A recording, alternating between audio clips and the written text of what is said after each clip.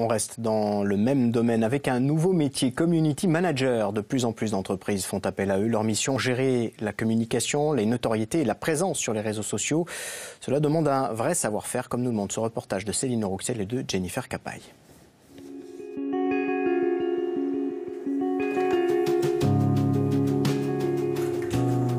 Voilà, donc c'est l'appartement dont je te parlais. Je pense qu'il va te convenir. Graziella a lancé son concept de chasseur d'appart il y a 2 ans. Du coup, la cloison qui était ici a été cassée. Tu as 2 chambres. Basée dans le Niol, où la jeune femme intervient sur toute la Corse. Pas d'agence jusque-là, sa seule visibilité, un blog et les réseaux sociaux. Il y a du double vitrage de partout. Qui donne sur la route. Oui, elle donne côté rue. Les outils incontournables que sont Facebook et Instagram, difficile de s'en passer. Je me suis dit qu'au niveau de l'entreprise, pour la communication, c'est ce qui était le plus adapté. Comme c'est un concept assez novateur quand même en Corse, donc du coup, c'était en lien avec les réseaux sociaux et il fallait faire connaître l'activité au plus grand nombre.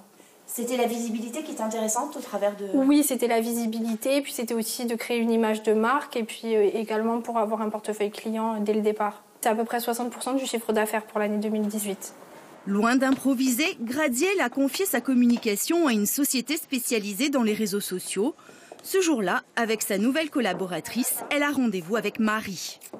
Bonjour. Marie est community manager. Elle met son expertise au service d'une trentaine d'entreprises insulaires à l'heure actuelle.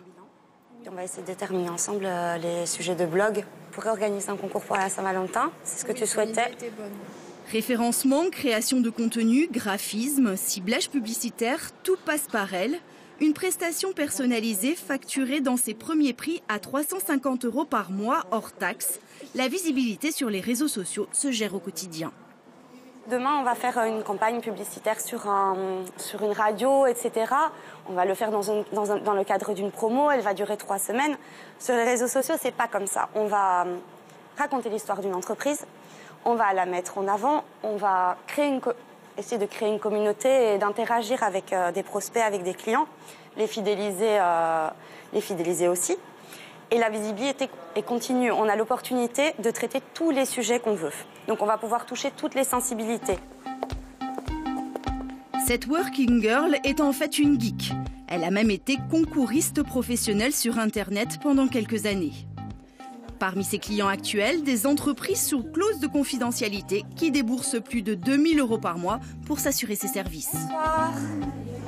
Stéphane, ça va? Ça va. Lisa, Stéphane, vous connaissez? Marie s'est entourée d'une équipe de 5 collaborateurs aguerris dans leur domaine, dont Lisa, rédactrice.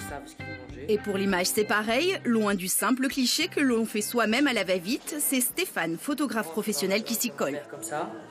Là, ici, on a le roquefort. D'ailleurs, on voit un petit peu le pain. Le verre de vin, d'ailleurs, pour le côté convivial, vraiment chaleureux. Rien n'est laissé au hasard, mais c'est après que commence un travail à H24 pour Marie. Dans notre activité, on a toute la partie traitement de commentaires. Donc, on a régulièrement des commentaires sur les posts de nos clients.